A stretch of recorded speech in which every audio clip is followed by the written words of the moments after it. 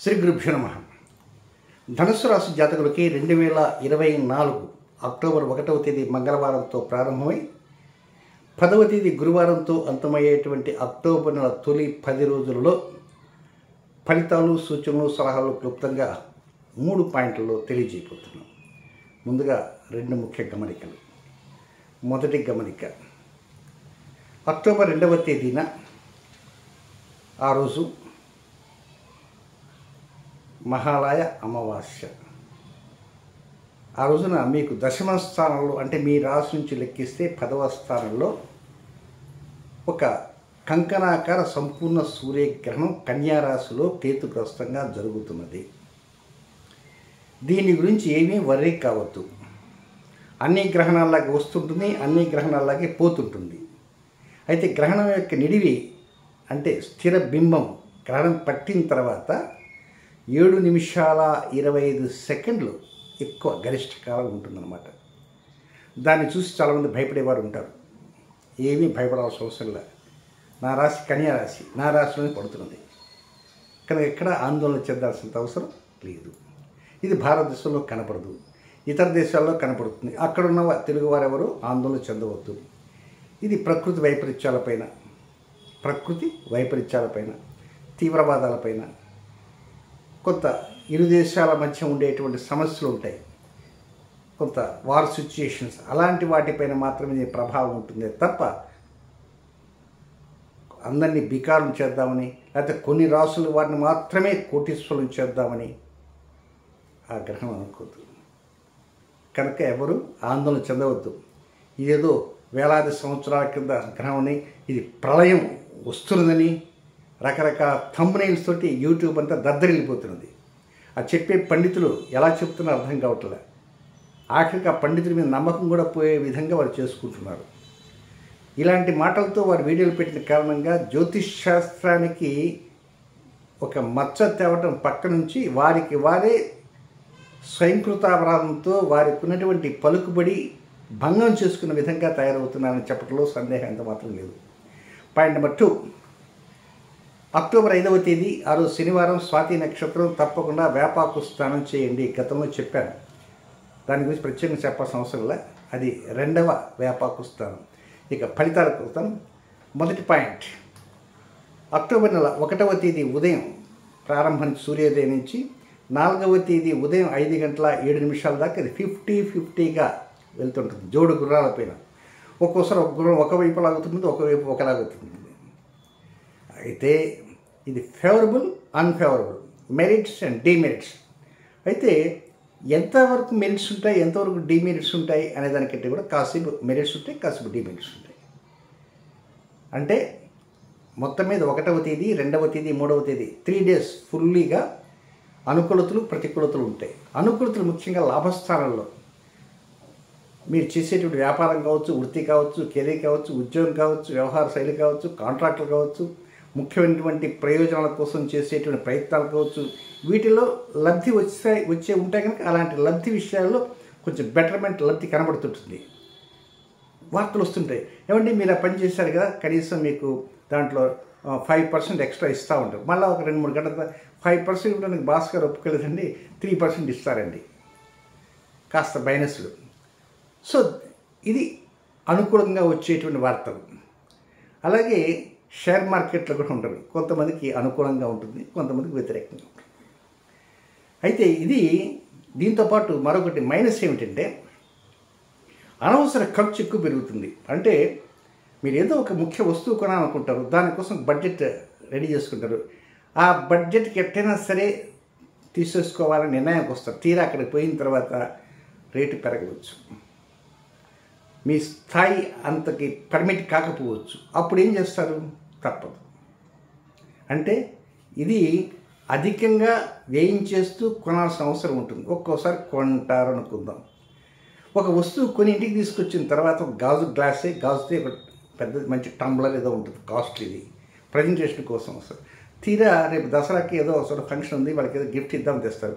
ఉన్న పళంగా చేయి జారి కింద పడిపోయింది అనుకోండి, మొదటికే మోసం వస్తుంది. సో ఏదైనా అలాంటివి కూడా ఖర్చు స్థానము, లేదా ఆల్ ఆఫ్ సడన్ ఎక్కడో ఒక చోటుకి ఊరి వెళ్ళాల్సి వస్తుంది, ఫోన్ వచ్చేస్తుంది, తప్పకుండా మీ పని ఆపుకొని వెళ్ళాలంటే బస్ ఫేర్స్ కావచ్చు, ట్రైన్స్ ఫేర్స్ కావచ్చు, ట్రైన్స్ రిజర్వేషన్ ఉండాలి, ఒక్కొక్కసారి కారులో కూడా హడావిడిగా పెట్టుకుని వెళ్ళాలి. కనుక ఏదైనా కొంత గోబ కంటే విధంగా ఖర్చు ఉంటుంది, కొంత గొప్ప లబ్ధి కూడా ఉంటుందనే విషయాన్ని మాత్రం మరవకూడదు.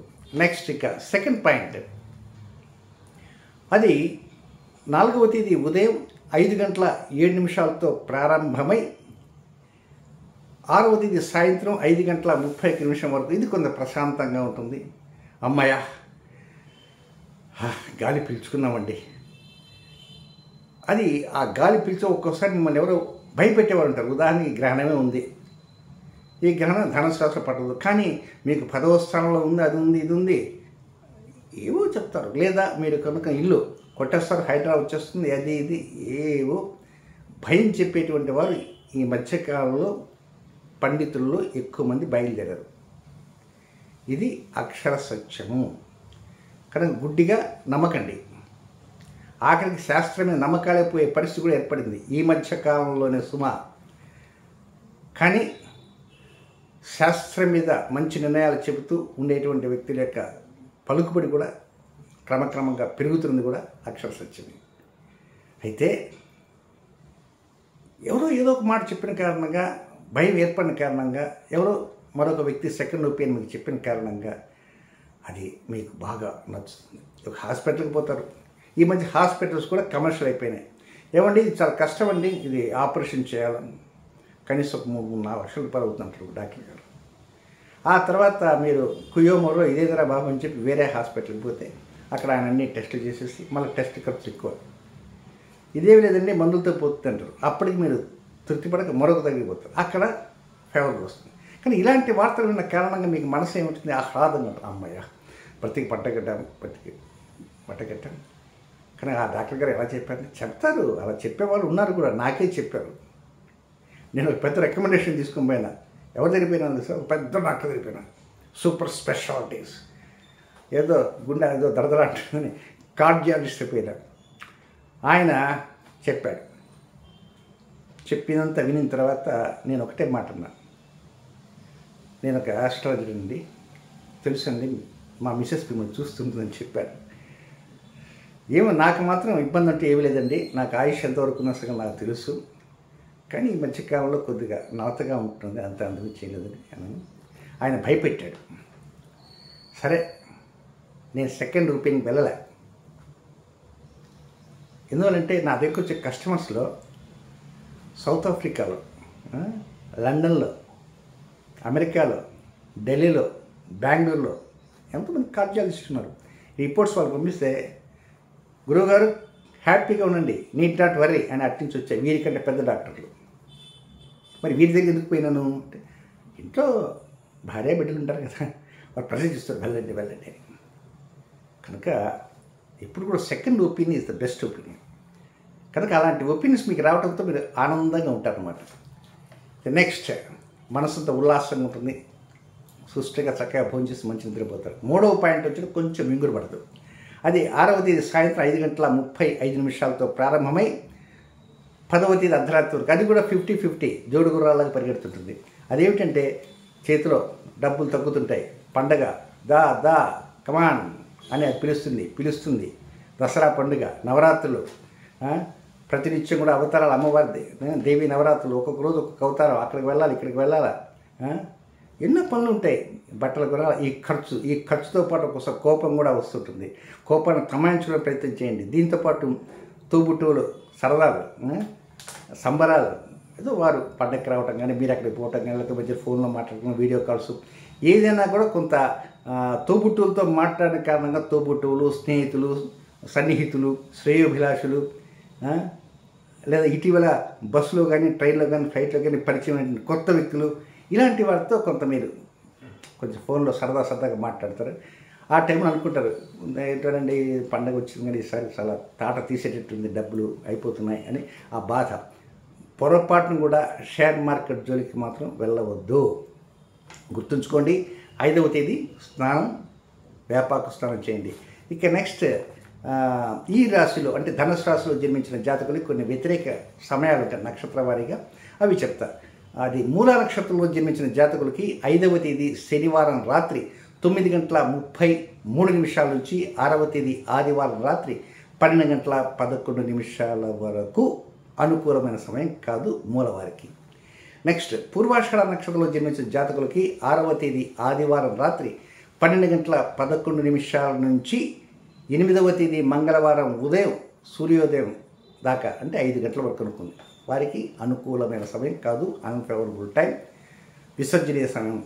నెక్స్ట్ 3వ నక్షత్రం ఉంది, అదేంటంటే ఉత్తరాషాఢ నక్షత్రం 1వ పాదం ధనుస్సు రాశి. అది 8వ తేదీ మంగళవారం ఉదయం 5 గంటలతో ప్రారంభమై 9వ తేదీ ఉదయం 5 గంటల వరకు, ఎగ్జాక్ట్లీ 24 అవర్స్. కనుక ఈ నక్షత్ర సమయాలలో ఆయా నక్షత్ర జాతకులు ప్రశాంతంగా ఉండండి. అది మొదలు పెడదాం, ఇది మొదలు పెడదాం అని చేతులు కాల్చుకోవద్దు. రొటీన్ కార్యక్రమాలపైనే వెళ్ళండి. కొత్త కొనుగోలు వైపు వెళ్ళడానికి అక్కడెక్కడో కొంచెం తక్కువగా రేట్ ఇస్తున్నాడు, పర్సెంట్ తక్కువ వస్తుంది, వెళ్ళద్దు. కనుక జాగ్రత్తగా మీకు ఉన్నటువంటి డబ్బుల్ని జాగ్రత్తగా వినియోగించుకోవడానికి ప్రయత్నం ఉంటూ చేయండి. శుభం.